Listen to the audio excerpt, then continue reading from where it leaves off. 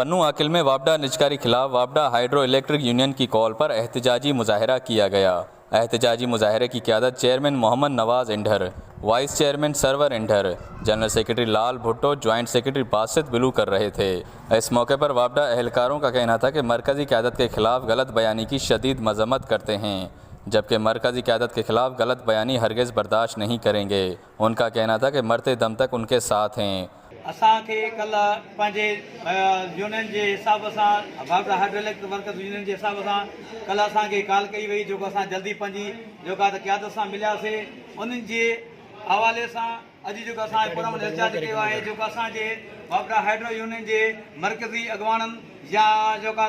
Zonal یا region کے حساب سے جو اسان متھوں کل الزامات یا جو کچھ بھی اسان مخالفت میں گلائے ویو ہے یا بد نظامی کئی وئی ہے اسان جی پنو عاقل سب ڈن جا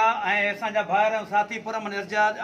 پرامن ان کی مذامت کیوں تھا تو یہ جن بھی اسان وڈن کے جن بھی اسان ہائیڈرو یونین سے گلائے ہوا اسان ان کے پانچی قیادت کو کنکھیں نہ سمجھو پیا۔